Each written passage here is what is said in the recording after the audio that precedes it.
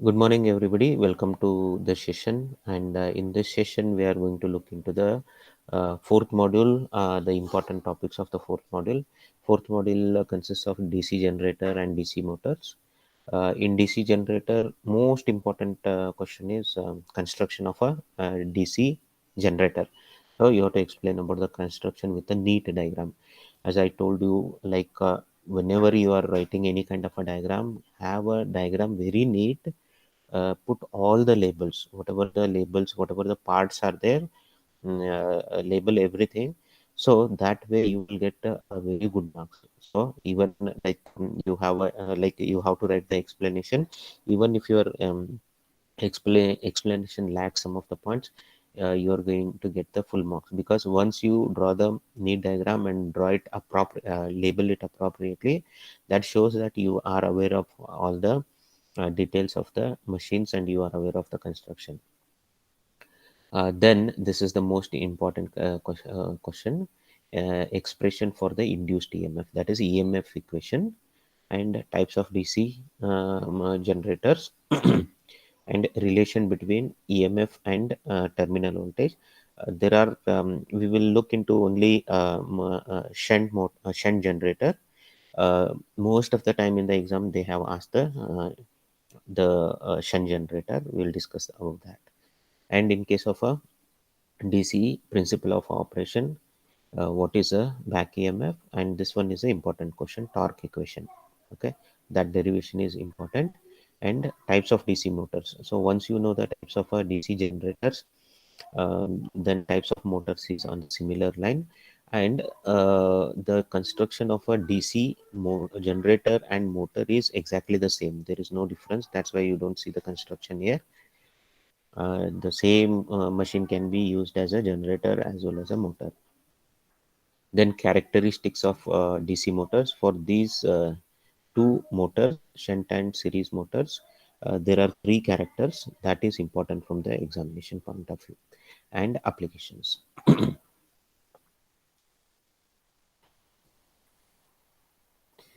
Okay, DC machines. We have DC machines consists of DC generator and a DC motor. And what is a DC generator? DC generator is the machine which converts mechanical energy into a DC electrical energy. Okay, that is the DC generator. And what is the principle of working?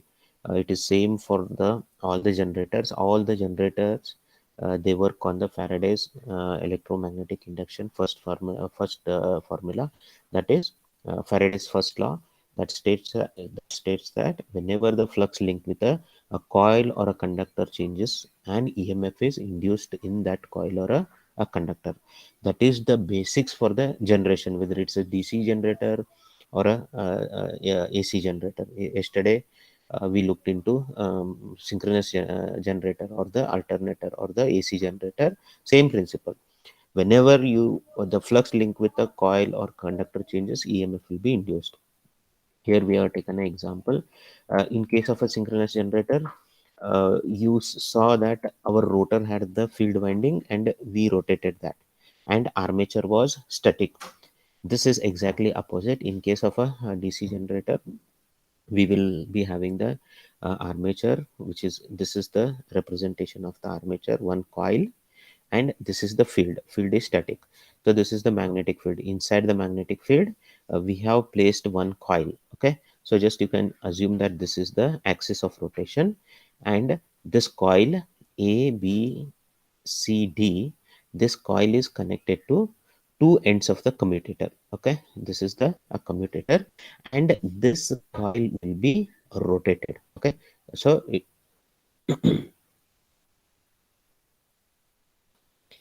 this coil will be rotated in this magnetic field. One end is connected to this side. Okay, one end is connected to this side and another end of the coil is connected to this side, and this is called as a commutator. What is a commutator? Commutator, you can, this part what you are seeing here is, you can imagine as a cylindrical structure. Okay, like your any box. Okay, any box, you just think this is a box which is cut into half. Okay, the cylinder vertically it is cut into half, and again those two half portions of the cylinders are joined back with in between a mica. Mica is a, it will act like a insulator. Means you have this part, and this commutator is made with a copper, pure copper. So this is nothing but a copper cylinder. Copper cylinder is cut into half, and in between we have placed a mica which will act as a insulator. And this commutator will be also on this shaft. Okay, you can assume this is a shaft. When it is rotated, the coil will rotate, and along with that this cylindrical structure also will rotate, and on top of that they have connected the brush. So when this commutator is rotating, this brush will make a firm contact with the commutator. So on the both the sides we have the brushes, and to that brush we have connected a load. In this it is some kind of a resistor. So whatever the power EMF is generated here, it will be available at these two brushes. So it will act as a voltage source, and it will result in a current. Okay, now this particular coil will be rotated. Okay, let us say at position number 1. So position number is 1 is what? It is vertical. So direction of motion would be like this, and the direction of the flux is also in the same direction.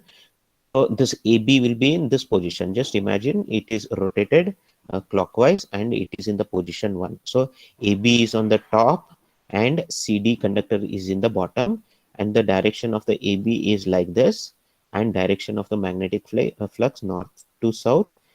So the angle between them is 0. The flux cut by the coil AB is 0. EMF induced is 0. That is represented by the point 1. Now this AB is rotated further from this position 1. It is rotated further to position number 2. Now when it comes to the position number 2, the direction of motion is exactly downwards, and this is the direction of the magnetic flux. So angle between the flux and the direction of motion is 90 degree at position number 2. So maximum flux will be cut by the conductor AB, and maximum EMF. This is a representative of so if you want to find the what is the direction of the EMF, we can use Fleming's right hand rule. What is Fleming's right hand rule? If you know the direction of the magnetic field, if you know the direction of the motion. Okay, so first Fleming's right hand, you have to stretch out your forefinger, thumb, and middle finger so that they are 90 degrees to each other. If the forefinger points to the direction of the magnetic field, and if the thumb points to the direction of the motion, then the middle finger will show the direction of the current. So in this position, so what is the direction of motion? It is exactly downwards. Okay, you do it exactly the downwards. Okay, 1 second. So it would be exactly downwards, and magnetic flux, direction of the magnetic flux is like this. Then the current that will flow is towards you. Means current will flow like this. Okay, flow like this and like this. So this will become a like a positive point. It will current will flow from QP back and into the other side of the coil. Now if the conductor is rotated further, this coil is rotated for at position number 3. Again the AB is moving in this direction, flux is in this direction, so angle between them is 0, flux cut is 0, so EMF induced is 0. Then we rotate it further to position 4. At position number 4, it is exactly below the north pole, and the direction of motion is upwards, direction of the flux is like this, angle between them is 90 degree, the flux cut is maximum. And now if you try to find the direction of the current, then same Fleming's right hand rule, and uh, the field will be in this direction, and direction of motion upwards, that is direction of motion is upwards. So the flow from A to B. So current will flow like this, and it will come like this again. So when it is rotated one rotation, the commutator segments will change, but the direction of the current will be like this one. That is Q and P. So that is how we get the next peak. Next peak. So if it like if commutator was not present, it would have taken the negative. Because commutator is present, the commutator segments change. We will see that in detail in the next section. It will make that sure that the direction changes. Again, we have the positive peak. When the coil comes back to the position 1, again EMF induced at that position is 0. This is how you can see now by we are going to create more positive. That is how we generate the DC generator. That is the functioning of the DC generator. Okay, so initially you can see here after initially you can see the A commutator A is like this, and this is the it is, and after 90 degree of the rotation, after the 90 degree of the rotation, what happens? The coil AB was on this side, it will come to the this side A, and you can see the commutator also rotates. So that is how this commutator is nothing but it is a mechanical device which converts AC into a DC cycles. Okay, so here we will understand the action of the commutator. Now, so this is a top view, okay, and a coil and AB, conductor CD. One end of the coil is connected to commutator segment A, the other end is connected to commutator segment B, and this is nothing, it's a copper, pure copper, and they are cut in half and joined using this mica. In between, what you see is it is meaning what? The current will not go A to B or separated with the insulator.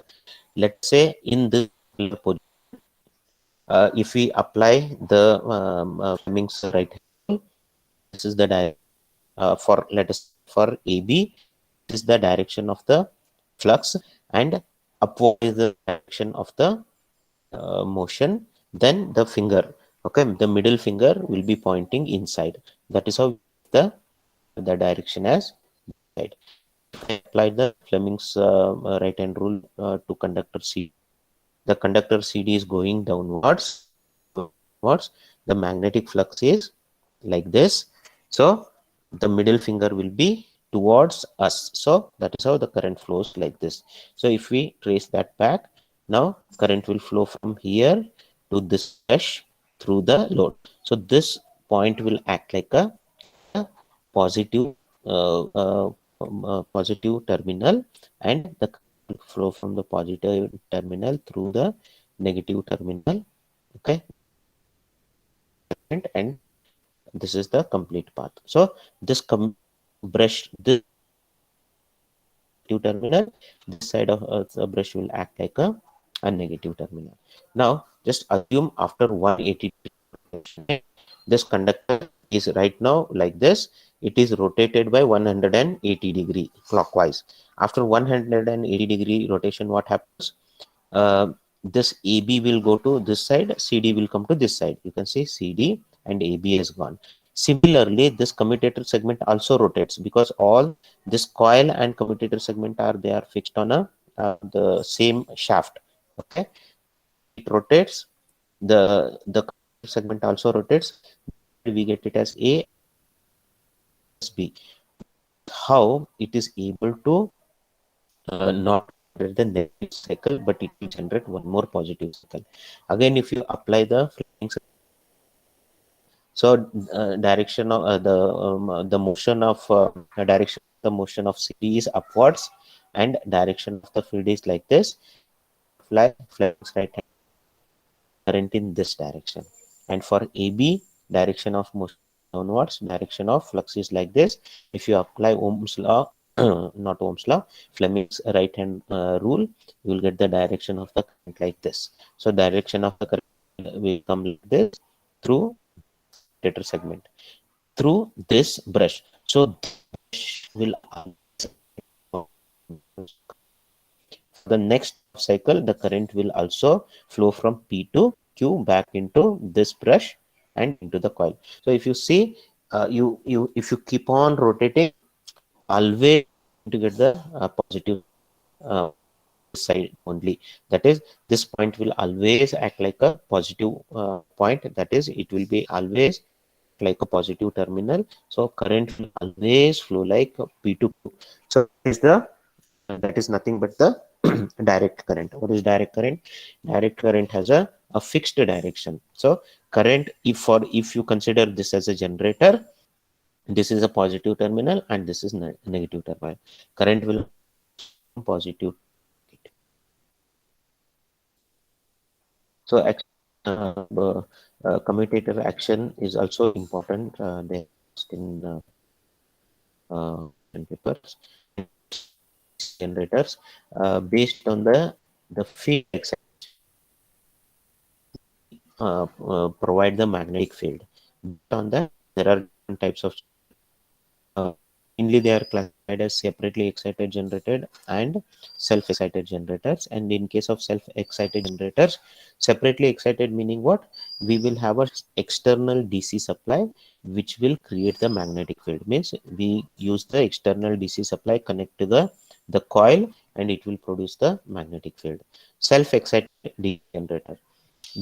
We DC generating the DC. The same DC voltage is used to generate the magnetic field as well. That self-excited. Whatever is generated, part of it will be used for the creating the magnetic field or self-excitation. Those are called as excited DC generators. In this, there are three types: series, shunt. Based on how the connection is, we have two types, and one more is a compound generator, short. Construction is very simple and very important question. Asked many are main parts of the DC generator. You remember, based on that you can easily identify.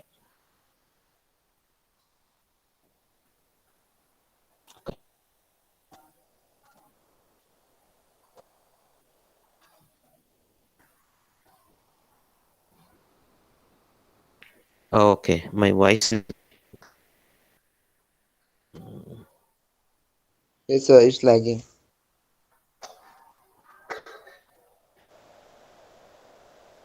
okay. What internet looks seems to be good. Let me see. If I have anything else connected, I will just close those things.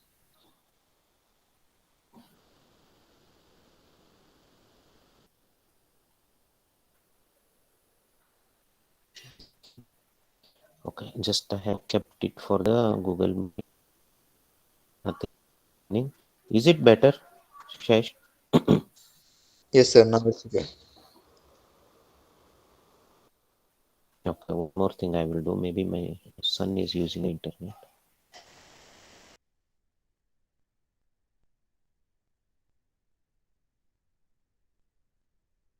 Sir, it's okay. You can carry on. Nothing like that.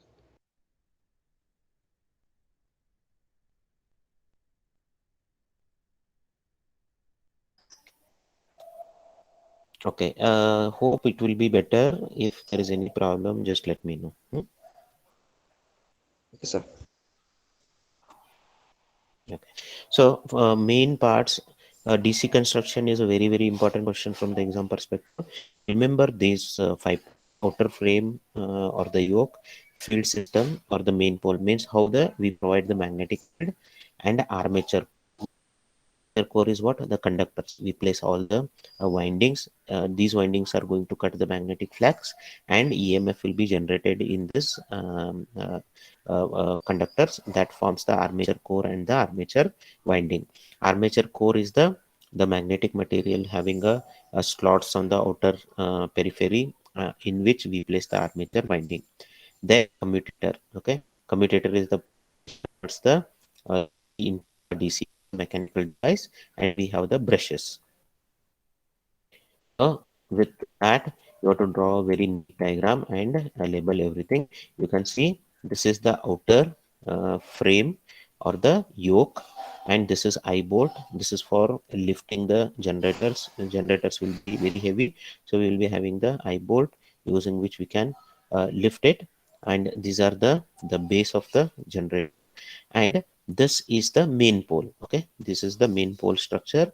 Main pole will be having the pole core and the pole shoe, and on top of that, this is a magnetic material. How it is done is, we having a thin lamination of this using some kind of a magnetic material, for example silicon steel. Those thin laminations are stacked together using insulation, adhesive as well as a insulation, and those are stacked together to form this structure.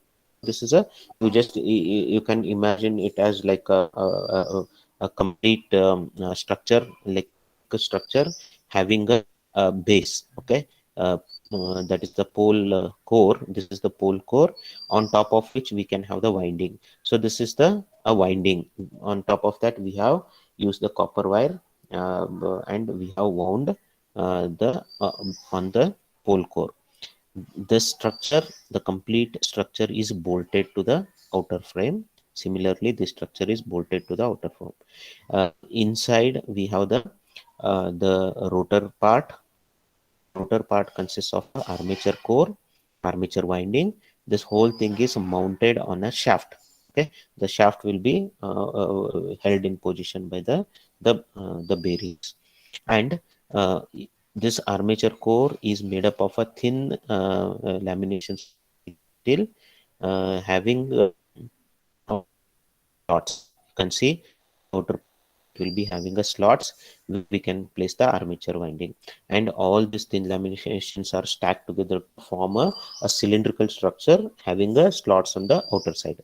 And we are using the silicon steel both in this pole as well as armature core to reduce the hysteresis loss, and we are using the thin lamination so that we can reduce the eddy current loss.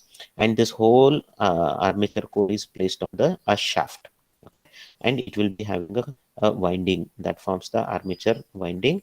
Those winding will be cutting this magnetic flux. So once this is excited, these fields are excited means what? When supply is given, either self externally excited or the self excited, a magnetic field will be created here, right?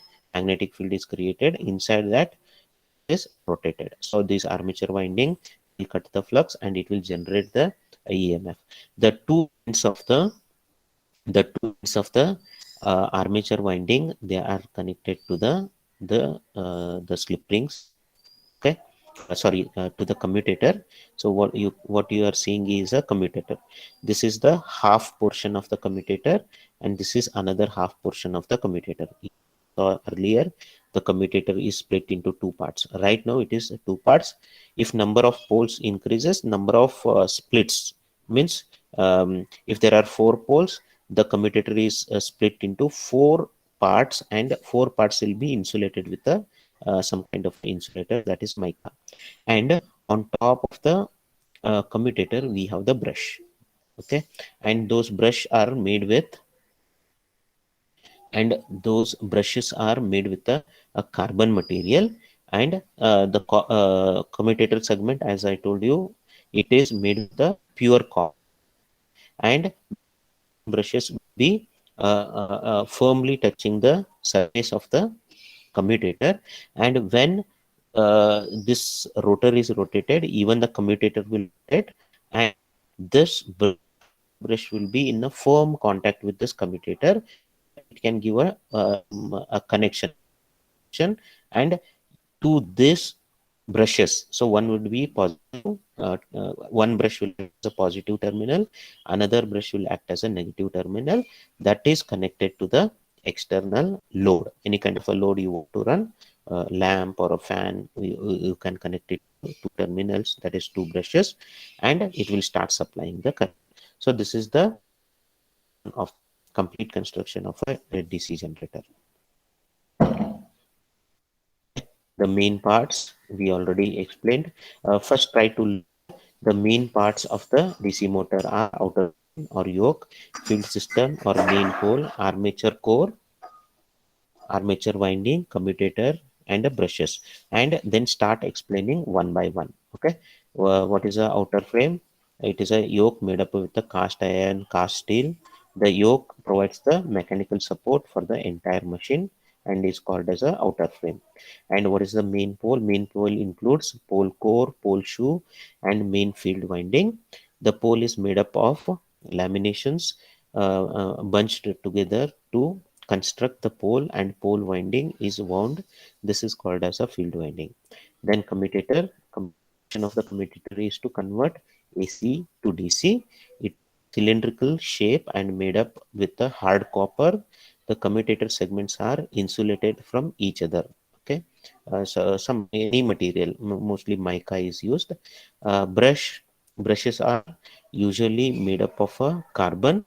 The number of brushes is equal to number of poles, so it depends on how many poles are there, those many brushes will be there. Eye bolt, it is used to shift the motor from one place to another place, so that eye bolt is used. There are two types of armature winding, lap winding and wave winding. In It is not asked that many times, so just if you remember what is the lap winding and how the remember the diagram, that should be sufficient. So lap winding or wave winding, it will provide number of parallel paths. So number of parallel paths, A, number of parallel paths, I will explain what is number of parallel paths. Lap, or P, you can see the word P. Number of parallel paths in lap winding, A is equal to P. In the wave winding, A is equal to 2. Okay, now let us say what is number of parallel paths. When you have the armature winding, okay, one way of connecting is what? So on the armature outer slots, I have the conductors. So I will be placing conductor in each of those slots, and those conductors will be connected to each other. Now let us say I have 1,000 conductors. I can put all the 1,000 conductors in series, and I connect one end to the this brush and one end to the one end to this commutator segment, another to this commutator segment.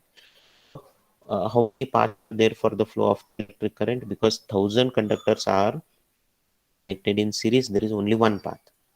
Let us say I add 500 conductors are in one path, and I will create one more path with 500 conductors. Total conductors are 1,000, but this is divided into two parts. Okay, and one end of the is connected to this commutator, other end is connected to this side. Okay, so those two will be connected. So how many paths are there? I have now two paths for the flow of the current, one through the 500 conductors, another through another 500 conductors which are connected in a parallel. uh, or I can have another way of another fashion, like I will have 250 conductors in one path, 250 in another, so I can have four paths. So what is changing here is the, let us say if per conductor produces 1 volt, right? In the first case, what is the total generated voltage? Because 1,000 conductors are in series, it will generate 1,000 volt, right? In the second case, I have divided those 1,000 conductors into two parallel paths, 500 conductors in one path, 500 in another. So how much voltage is generated in one path? 500 into 1 volt, that is 500 volt. But the current carrying capacity has doubled. Let us say each conductor can carry 5 amperes. Now because I have two parallel paths, this generator can supply 10 amperes. In the third scenario, I have four parallel paths, each path can carry 5 amperes. So I have 5 plus 5 plus 5 plus 5, that is this generator can supply 20 amperes of current. But the voltage is will reduce because there are only 250 conductors in the one path. 250 into 1 volt, that is 250 volt. So that is how that the concept of the parallel path. So if we connect in a lap winding fashion, the number of parallel paths is equal to A is equal to P. P is what? Number of poles. So if you connect in a lap winding, how many parts you will get? You will get A is equal to P, that is number of poles. If you connect the armature winding in a wave fashion, you will always get two parts. Okay, A is equal to 2. So this is the definition. If finishing end of one coil is connected via commutator segment to the starting end of the adjacent coil under the same pole is called as the lap winding. So this is why lap winding. You can see it is the one side of the coil, one end of the coil is connected. So this is one end of the coil is connected to the next coil through the commutator segment. Through commutator segment. So this is the second coil, isn't it? And this is the first coil. So one end is connected to the next end of the next coil under the same pole, commutator segment. This is called as the lap winding. If one side of the coil under one pole is connected to the other side of the coil, so you can see this is the other side of the coil, then we call it as a wave winding. So just remember this diagram and memorize those statements. What is important is this: if it is a lap winding, number of parallel paths is P. If it is a wave winding, number of parallel paths is 2. This will be useful for solving the problem. EMF equation of the generator. EMF equations are very important. Which are the places we get the EMF equation? One is the transformer EMF equation. Second one is, last class we saw, synchronous generator, and third one is the DC generator. Try to remember these, have some mechanism to differentiate. In the exam I see like EMF equation overlapping. For DC generator we get it from AC generator, or vice versa. If you are in confusion, if you have time, do the both if there is a confusion. But right now try to have some kind of a distinction to remember which is what derivation. You have only three, just remember, have some mechanism to differentiate among the derivations. Okay. To derive the EMF equation, we will consider phi flux per pole. Okay. Z total number of armature conductors. So in case of a synchronous generator last class, Z was number of conductors per phase. So here Z is total number of armature, means totally how many conductors are there, it is given. P is number of poles, N speed of the armature in RPM, A is number of parallel paths. If it is a lap winding, A is equal to P. If it is a wave winding, A is equal to 2.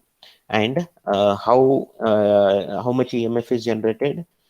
How EMF is generated? Faraday's first law. How much EMF is generated? Faraday's second law.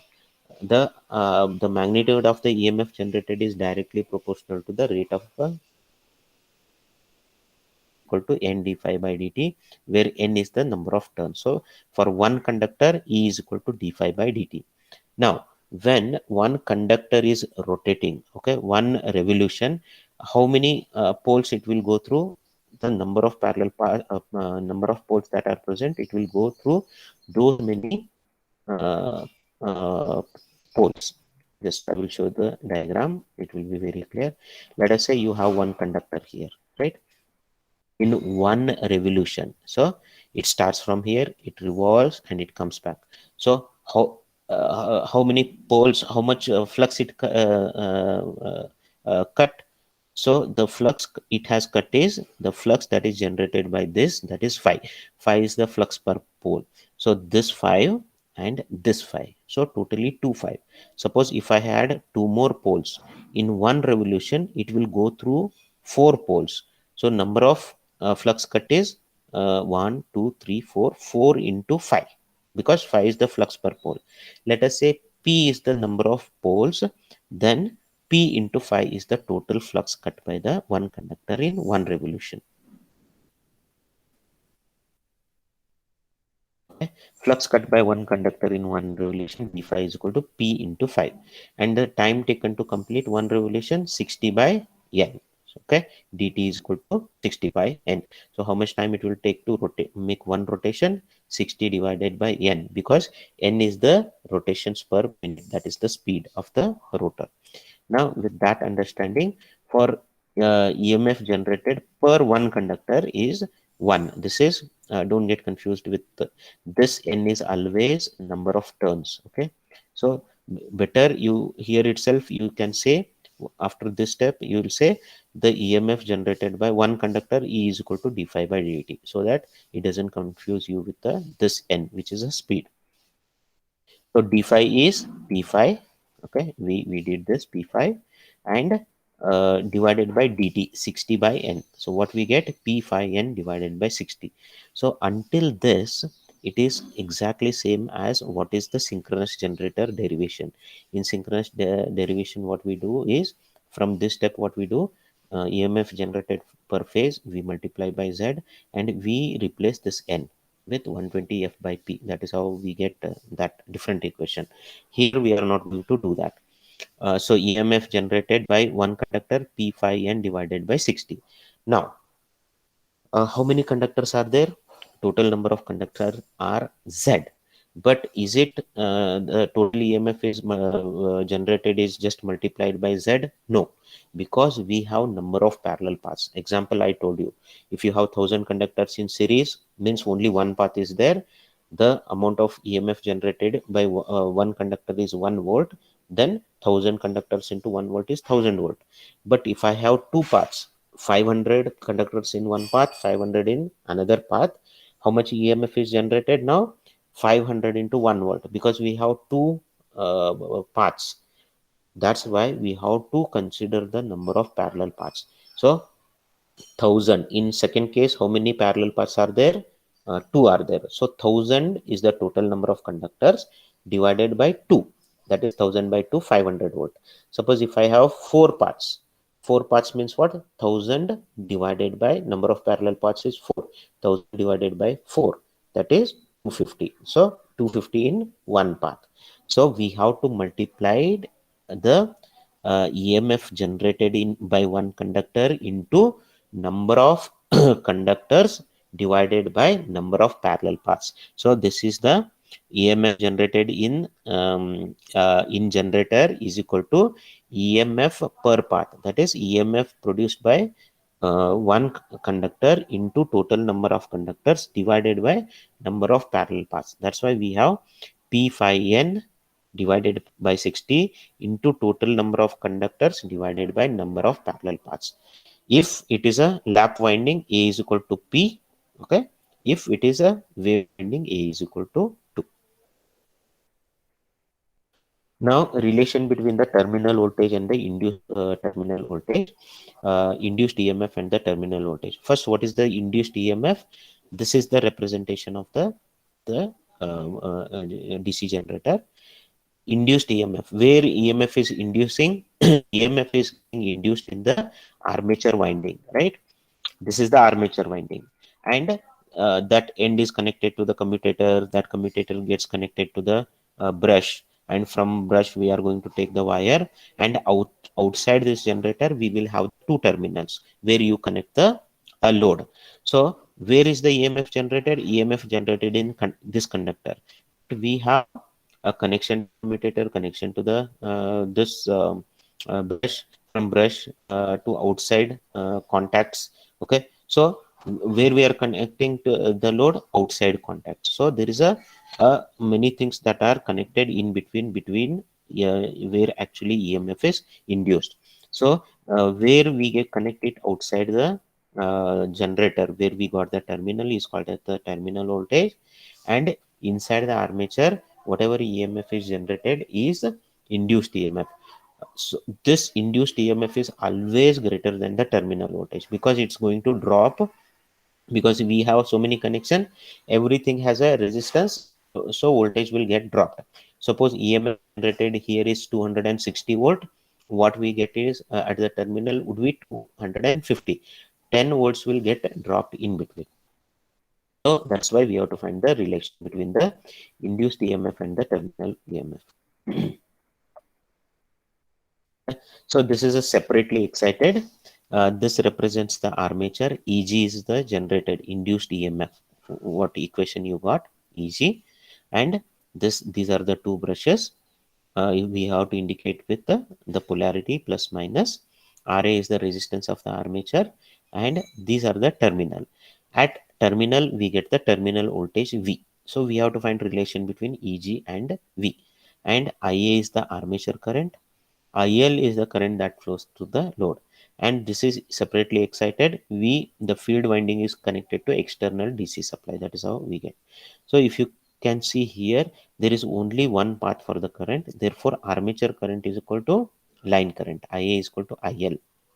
Then EG. This is the EG that is generated. EG is equal to armature drop. That is EG is equal to IARA plus contact drop.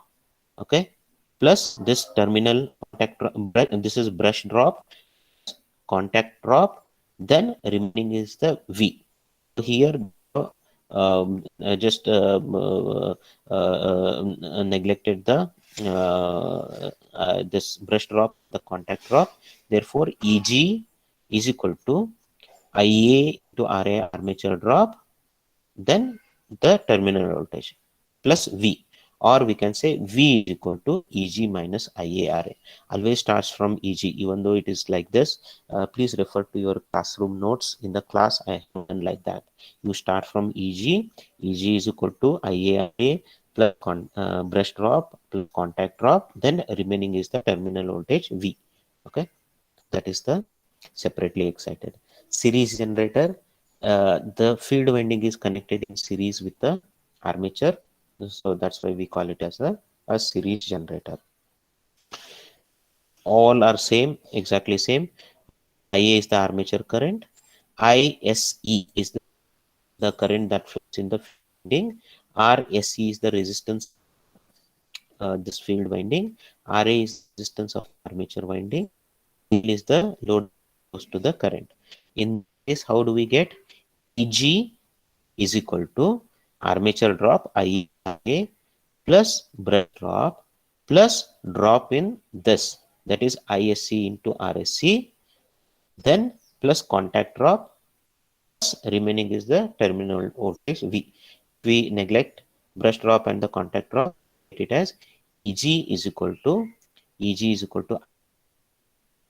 plus we are going to neglect this ISC into ISC plus.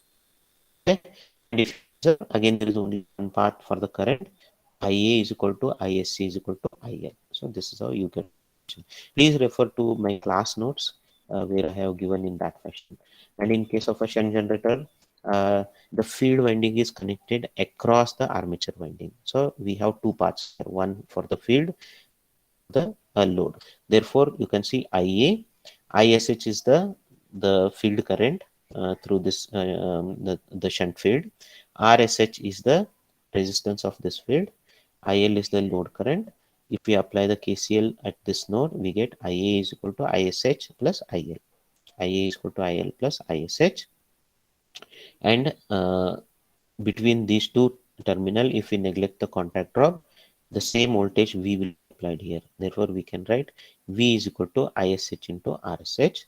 Also, if you start from here, EG is equal to IARA plus brush drop. Okay, then we have the contact drop plus the voltage. So that is how we can generate.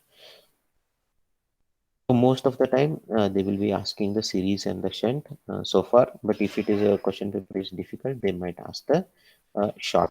In case of a short shunt, this is connected in parallel. This is SH, and this is the armature, and one to this combination series field, some part of the series field, and it is connected to the load. See here, if you apply Ohm's KCL here, IA is equal to ISH plus ISC, ISC is equal to IL, and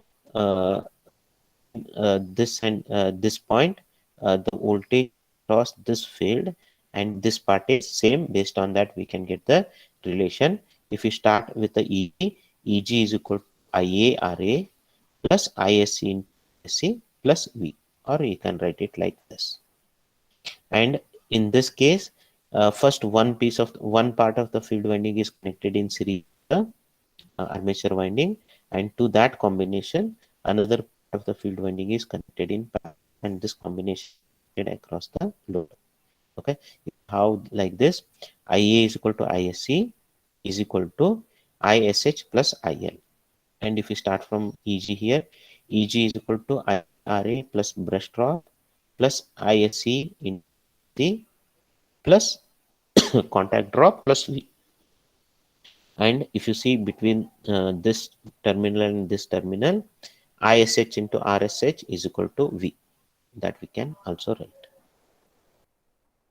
Next, DC motor. We will go through the DC motor very quickly. Try to do this particular DC generator, which I covered in detail. Try to do it completely. There will be simple problems based on the this equation. EG is equal to P phi n divided by 16 to Z by A, and there will be easy problems based on this relation between EG and V. Okay, focus more on shunt. Okay, many times they have asked shunt and series should be fine.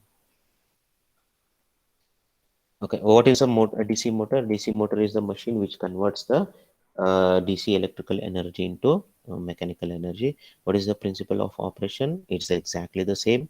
Whenever a current conductor is placed in a magnetic field, it experiences a force. Okay, and when it is mounted on a particular shaft, that force will get converted into a torque. That is how the rotor motor will start rotating. Here, magnetic field force, the force that is experienced by the conductor is given by F is equal to B into I into L, where B is the magnetic flux density represented in Weber per meter square. I is the current flowing through that conductor. L is the length of that particular conductor. Okay, so here you can see this is the coil, and they have connected the voltage source. When you connect the DC supply here, the current will start flowing in this direction. And now this current carrying conductor is placed in a magnetic field. This conductor AB and AC, they experience the force. And how do we find the direction of the force? The direction of the force is found out using the Fleming's left hand rule. If you know the direction of the current and if you know the direction of the magnetic field, then you can find the direction of the force. For example, if you consider this conductor, which direction the force will be applied. So we already know the direction of the current, and direction of the current is this way, and direction of the magnetic field is this way. So if you take your left hand and stretch it, forefinger, middle finger, and thumb in such a way that they are at 90 degree. And if you point the in the direction of the current, that is inwards. So your middle finger will be inwards. Your forefinger would be pointing to your right. Okay, that is north to south. Then thumb will be pointing downwards. So this AB conductor will experience a force downwards. And if you see CD, the direction of the middle finger is towards you, that is the direction of the current, and direction of forefinger is towards your right. That time you will direction of your thumb, it will be upwards. So this conductor is experiencing a force downwards, and this conductor is experiencing a force upward. This is placed on a axis. Okay, so it is mounted on an axis. So it will start rotating, means this is downwards and this is upward. It will create a torque, and this conductor will keeps on rotating as long as you give the DC supply. So as long as the DC supply is there, current is flowing in this conductors. When current carrying conductors are placed in a magnetic field, they will experience the force. So that is how you can find the which direction the motor will rotate. We need to know that. Okay. There is something called as a back EMF. When a current carrying conductor is placed in a magnetic field, it experiences a mechanical force. Now the same conductor is rotating in the magnetic field, isn't it? Right? Now what happens? Current carrying conductor we placed in the magnetic field, it experiences the force, and this coil will start rotating around the axis. When the coil is rotating around the axis, because it is a conductor, The flux linked with that coil or the conductor is changing. Whenever there is a change in the flux, what happens? A EMF is induced. That EMF is called as the back EMF. Okay, so it counters the applied voltage. Whatever the voltage, the back EMF generated in the coil will counters the applied voltage. That is called as the back EMF. So back EMF, when current carrying conductor is placed in a magnetic field, it experiences a mechanical force. Now the same conductor is rotating in a magnetic field, so flux linking with conductor changes. Hence, EMF is induced in that conductor, which opposes the applied voltage. V is called as back EMF. Very very important question. And how much? What would be the equation for the back EMF? It is exactly same as the equation of the DC generator, that is EG. Back EMF is represented as EB. EB is equal to pi n P5 n divided by 60A. Now, if you see the direction, like it opposes, right? This opposes the applied voltage. Now, because it is a motor, it is going to consume the current. So always you have to remember the direction of the generator, and in case of a current, directions would be exactly opposite. In case of generator, current will generate from the armature, isn't it? So it will be like that, and it supplies everything. In case of a motor, it draws the current from the supply. Okay, so this is, it draws the current from the supply. A part will go to into armature current, as a armature current. Part will go as the field current, ISH. Now, if you apply the relation here, V is equal to, okay, so you have to, in generator, you start from here, EG, but in case of a motor, you have to start from here. V is equal to, so contact drop will neglect, you come here, V is equal to brush drop plus IARA plus EB. Or if you neglect the brush drop, V is equal to IARA plus EB, or you can write IARA is equal to V minus EB, or IA is equal to this equation. IA is equal to V minus EB divided by RA. Now, when motor is running on no load, means there is a no load. So that time what happens? The motor rotates with a higher speed. When a motor rotates with a higher speed, what happens? The amount of back EMF generated is higher. Okay, for example, it is 250 on no load, means motor is not connected to anything. Okay, there is no load on the motor. Then it rotates with a higher speed. Back EMF is also more. Let us say RA is 1 ampere. Applied voltage is 250. Back EMF is 240. So 50 minus 240, that is 10 amperes. So that much current is drawn by the motor, okay, in the armature. Let us say suddenly there is a load. Okay, you put something on the shaft of the, you connect that shaft to some machine which needs to be rotated. Then load increases. When load increases, what happens to the speed? Speed will decrease, right? The speed will decrease. When speed decreases, the flux cut by the conductor decreases, so the back EMF decreases. Let us say it decreases to 220. Now what happens? You can see V is 250. 250 minus 220, that is 30 amperes. Now the amount of current drawn will increase drastically.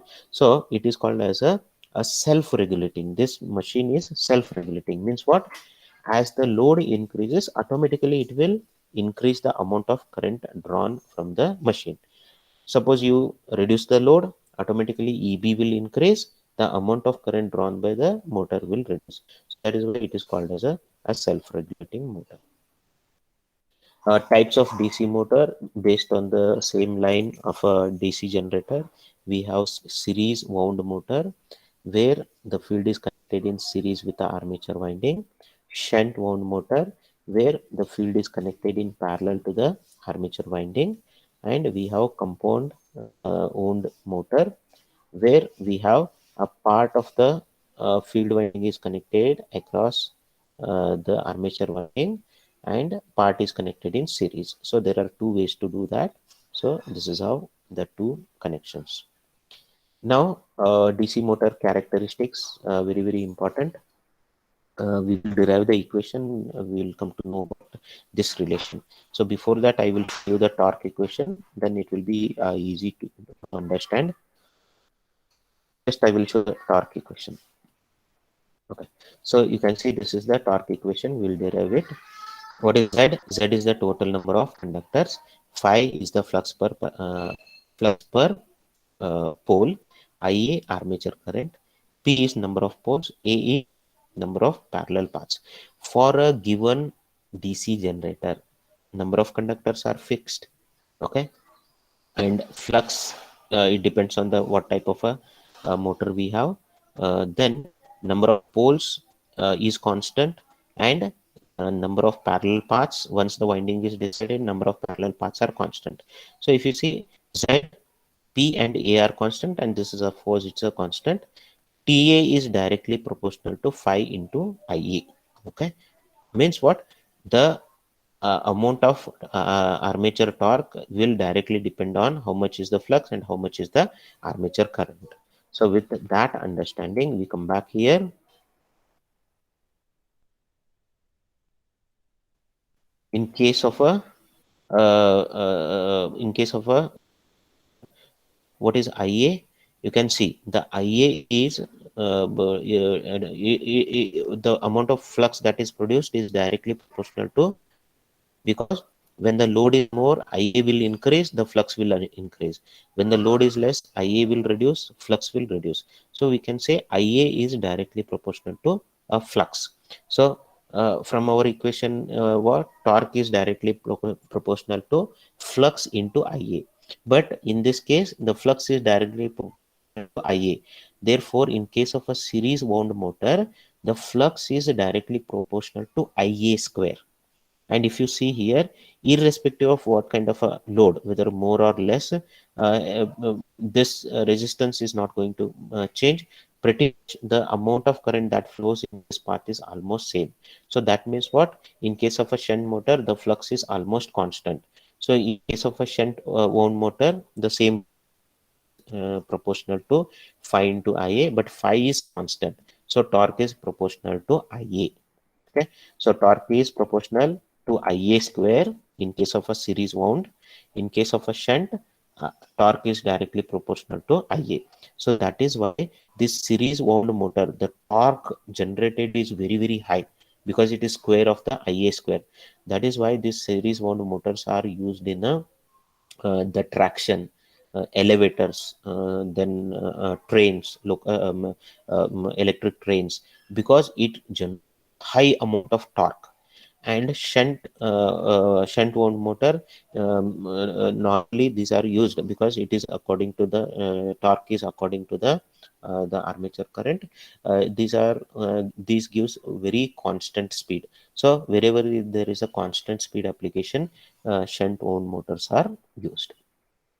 Characteristics most important: focus for series motor and shunt motor.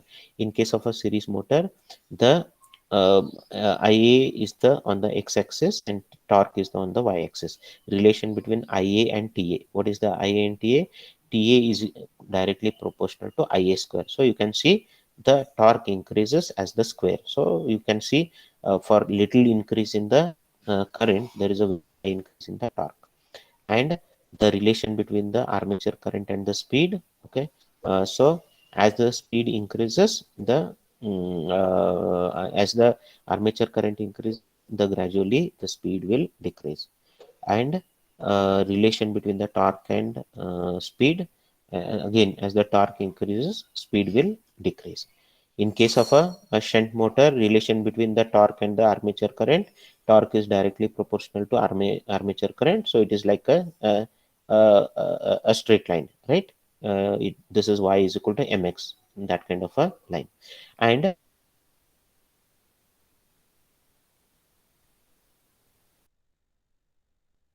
here, for irrespective of what amount of the torque, the speed is almost constant. That is why shunt motors are used for the applications where we need a constant speed. And compound generators, compound generators. compound generators will have a characteristics in between the series and the shunt. So this is the series characteristics, this is shunt, in between you see the compound characteristics. Similarly here, this is series, this is shunt, somewhere in between compound. So same is here. So these characteristics are important. Now applications of DC motor, series motor, it has a variable speed motor. When speed is less, torque is high. So and vice versa, it is used where high starting torque is required. That is in elevators, we need very high starting torque. So elevators, electric train, cranes, etc. We use the series motor. Shunt motor has a constant speed, so hence it is used in the like a lathe machine where we need a constant speed. Spinning machine, Xerox machine, printer, textile, mill, etc. And compound motors are rarely used, but it has some applications in some industries like a press, reciprocating machines, shears, etc. Compound motors will be used. Last one very important derivation, torque of a armature. Okay, so the how much torque is developed in the DC motor, that is given by this derivation. We know that what is the torque formula? Torque is equal to force into R. Now this is the armature core, this is the shaft, and we have a conductor on the outer periphery of the armature, and the gross radius of that is R. The force experience is F. If this is the case, the torque developed is F into R. Now R is what? Average radius of our armature, L length of the each conductor, Z total number of conductor, A number of parallel paths, I is current in each conductor. How to calculate current in each conductor? The total armature current divided by number of parallel paths. So that much current will flow in each conductor. B average flux density, 5 flux per pole in Weber. P number of poles. Force equation we already know, F is equal to B into I into L. B is the flux density, I is the current flowing in that conductor, L is the length of that conductor. So what is the torque in one conductor? F into R. What would be the total armature torque? There are Z conductors, so total torque developed would be Z into F into R, Z into F into R. And what is the force? F is BIL. Therefore torque is equal to Z into B into I into L into R, and it is represented in the Newton meter. And now we know that Ia is what? Ia is the I lowercase I is nothing but the current flowing in individual conductor, and how much that would be? Total armature current divided by number of parallel paths. And flux density we know, it is flux divided by the area, where A is the cross sectional area of a per pole. And what is the area of the whole pole? It is given by the 2 pi RL, that is the cylindrical structure, right? Armature, you can just think it as a outer area of the cylinder of the armature core, 2 pi R into L into P, no, divided by P. So we need the area of cross section per pole. That's why we are dividing by P. If we substitute all these values in this equation, we get it like that. Okay, Z is equal to 5 by A into this is 5 by A into IA by A L R, and A is represented as 2 pi RL by P. This is what.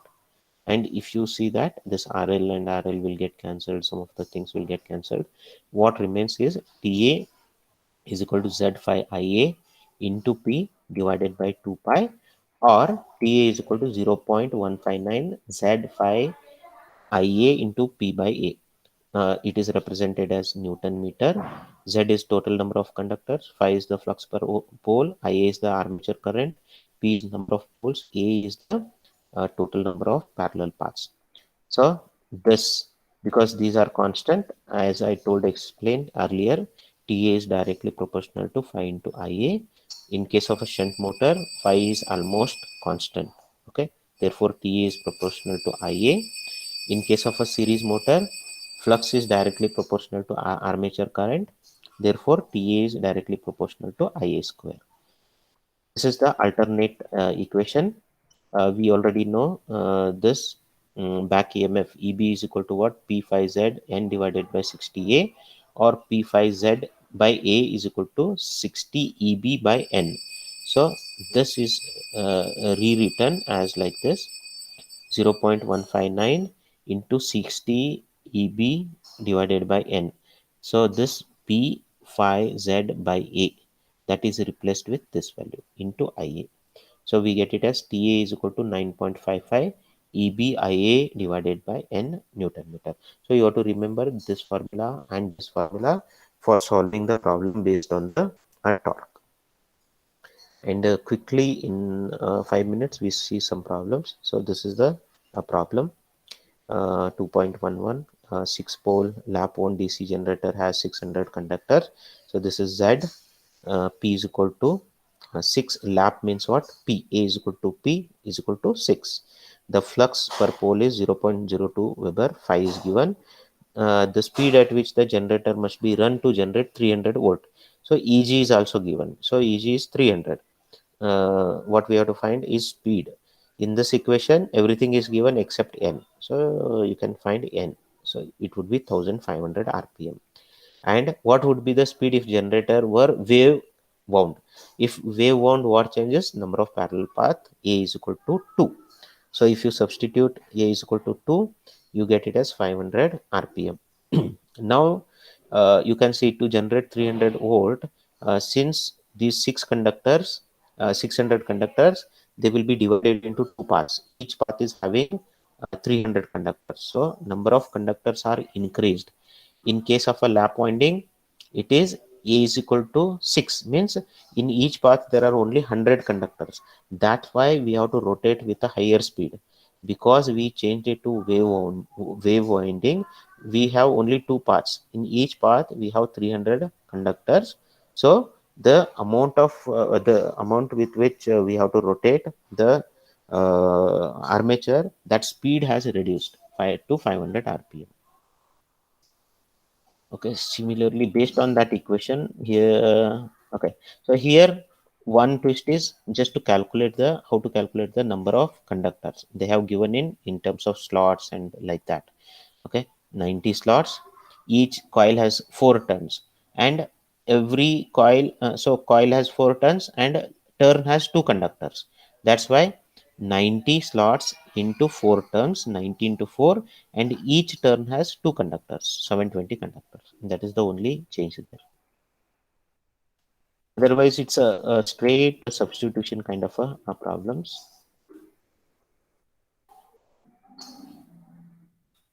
Okay, so here we have a few problems based on the relation. For the relation, just remember at least you solve some problems based on the shunt generator. So shunt generator, that should be sufficient. Most of the time they will ask the shunt generator, but you should be ready for other type of generators also. Here we have 100 kilowatt to 40 volt shunt generator. So this is the terminal voltage V, and this is the power. Shunt generator has a field resistance. Field resistance is RSH. So the minute they say shunt generator, you must draw the circuit diagram. RSH is 55 ohm. Armature resistance 0.067. Remember always the armature resistance is very less. Ra is equal to 0.067. Find the full load generated voltage. So we have to find the full load generated voltage, that is EG. Now we know the terminal voltage. Based on the relation between EG and V, we can find the value of the EG. First you have to find the full load current, IL. What is the full load? 100 kilowatt is the full load. If I load this machine to 100 kilowatt, means I connect a load which consumes 100 kilowatt, what would be the load current? IL is equal to 100 into 10 raised to 3 divided by voltage. So in case of a DC generator, power is equal to voltage into current. So current is equal to power divided by voltage. We get it as 416.7 amperes. And how much would be the field current? We know that the terminal voltage V is equal to ISH into RSH, or ISH is equal to V divided by RSH. V divided by RSH 4.36 amperes. And also in case of a shunt generator, we know IA is equal to ISH plus IL. So IA is equal to 416.7 plus 4.36, we get it as 421.1 amperes. Therefore, in case of a shunt generator, EG is equal to IARA plus V. EG is equal to IARA plus V. So if you calculate that, you get it as 268.2. Now you can see, even though we are generating 268.2 voltage, how much we are getting at the terminal? 240. So in case of a generator, this voltage is higher and it reduces as we go towards the terminal. In case of a motor, we are applying the voltage here. So as we go towards the EB, that is the back EMF, it reduces to it reduces. So in motor, this would be higher than this. So similarly, they can combine the equation here. Okay, you have to use both relation between the terminal voltage and the EG, and also the EG equation. Using both, you can find out. So problems are very simple. You can just go through them. And if you have any questions or doubt, you let me know. Similarly, motor problems. Okay, in case of a motor, the direction is reverse. You start from the V and you come towards the EB. So this is the based on the relation. 250 volt shunt motor takes a total current of 20 amperes.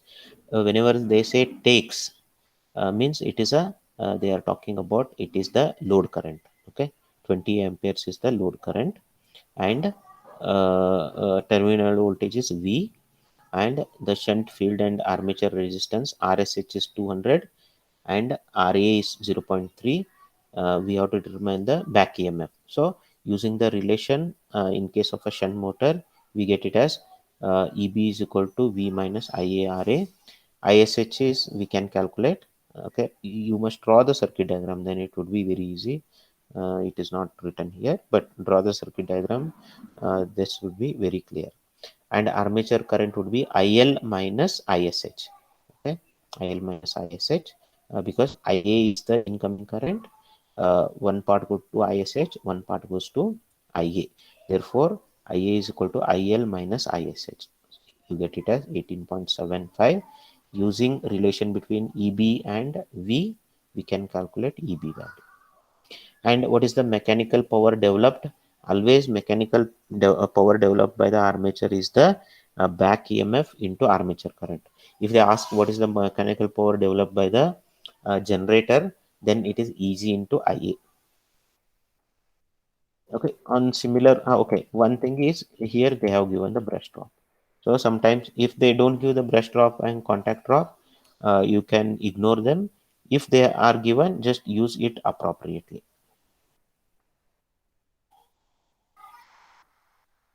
Okay, these are simple problems.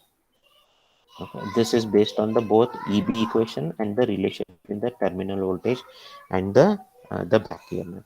So you can take a look that these are very simple substitution kind of a problem, and it should easily you should be able to easily solve this in the examination, provided you have enough practice. That ends the portion for your uh, revision classes.